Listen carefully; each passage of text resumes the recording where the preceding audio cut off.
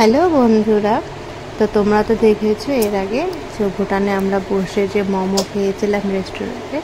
তো সেখানে কিছুক্ষণ রেস্ট করার পর কিন্তু চলে গিয়েছিলাম আরেকটি জায়গায়।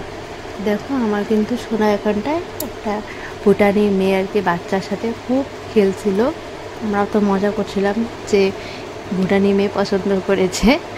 যাই হোক, তো দেখো আমরা কিন্তু যে গাড়িতে বেরিয়ে পড়েছি আরেকটি জায়গা যাওয়ার জন্য। এত সুন্দর রাস্তা, মানে খুব সুন্দর পরিবেশ। দেখো তো পৌঁছে গিয়েছি গুম্ফা মন্দির। তো এত সুন্দর, তো আমি সবসময় সবার ফটো বা ভিডিওতে দেখতাম, তো আজ নিজের চোখে দেখছি। তো এখানে বুদ্ধদেবের যাই হোক মন্দির। তো এখানেও ভুটানি রাজা বসে হয়তো প্রার্থনা করে। তো দেখো এই জিনিসে কিন্তু আমি ঠিক জানি না নাম, কিন্তু সবাই এটা ঘোরায়, বেশ ঘন্টিও একটা আওয়াজ হয়। তো আমার সোনাকে দিয়ে কিন্তু আমিও ঘোরাচ্ছিলাম। দেখো ভিউটা এত সুন্দর, সব পাহাড় দেখা যাচ্ছে আর অনেক উঁচায়, যে পাহাড়ের উপরে উঠে সিঁড়ি আছে অনেক।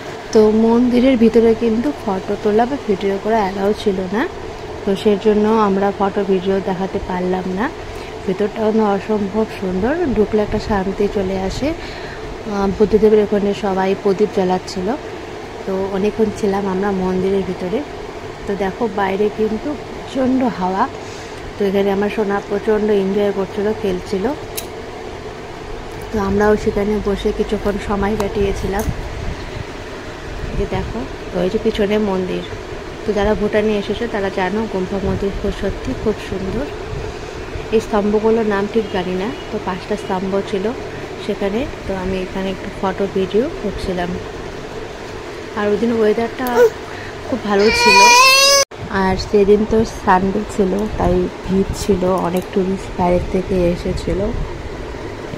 দেখো তোমরা দেখতে পারবে কি সুন্দর হাওয়া। আর আমার তো গিয়ে খুব ভালো লেগেছে, মনটা শান্তি লেগেছে। যাই হোক, এখান থেকে কিন্তু আমরা অন্য জায়গায়, তো দেখতে থাকো, তোমাদের ভালো লাগবে। টাটা।